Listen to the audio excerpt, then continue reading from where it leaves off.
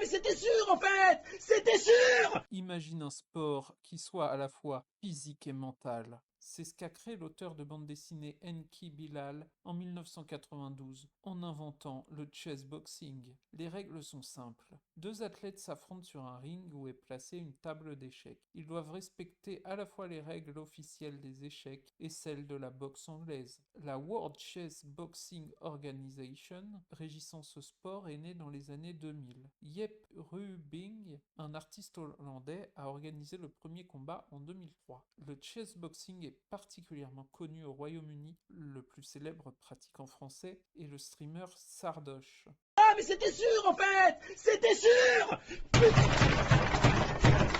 Un match se déroule au maximum sur 11 rounds, répartis comme il suit. 6 rounds de 3 minutes aux échecs, 5 rounds de 3 minutes à la boxe. Échecs et boxe se succèdent, le match commençant par un round d'échecs. Le round d'échecs est joué à la cadence rapide sous la forme d'un blitz et chaque joueur dispose d'un total de 9 minutes. Donc ils font plusieurs parties d'échecs ou une seule, je sais pas trop. Une pause d'1 minute est accordée aux joueurs entre 2 rounds consécutifs. Le match se termine lors d'un échec et mat aux échecs, si le temps alloué est écoulé pour l'un des athlètes, en cas d'abandon d'un des adversaires, aux échecs ou à la boxe, en cas de KO à la boxe, après une décision de l'arbitre concernant la boxe, dans le cas où aucun des athlètes ne gagne dans le temps réglementaire et que la partie d'échecs se termine par un match nul, le combattant qui en avance sur les points de boxe remporte le combat global. Dans le cas où le tableau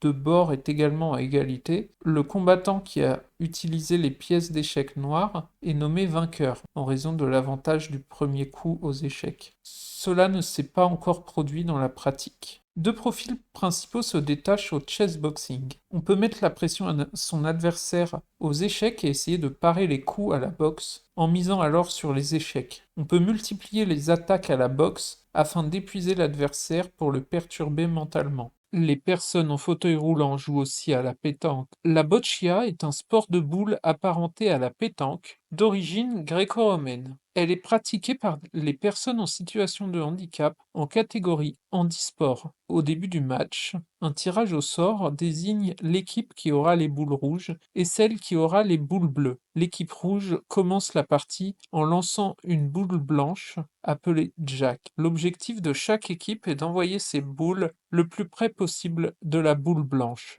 Le sportif en fauteuil roulant peut lancer ses 6 boules avec la main, le pied ou à l'aide d'un appareil. Les parties sont mixtes et peuvent se dérouler individuellement, en paire ou en équipe de 3 joueurs. Une partie peut se dérouler de 30 minutes à 120 minutes selon les catégories des joueurs ainsi que le déroulement du jeu. Le cracher de bigorneau est un sport consistant à cracher le plus loin possible. Le lanceur met un bigorneau dans sa bouche et doit le souffler le plus loin possible. Le lancer peut se faire avec élan. Actuellement, ce sport ne dispose pas de sa propre fédération. Un championnat du monde est régulièrement organisé dans la commune bretonne de Sibiril, près de Roscoff, qui possède une piste de lancer de 20 mètres de long par 3 mètres de large. Chaque lanceur a le droit à 3 essais. Le record de l'épreuve date d'août 2011 avec un lancer de bigorneau à 11 mètres 04 par l'indétrônable Alain Jourdan, champion des concours insolites. En plus des bigorneaux, il avait un record de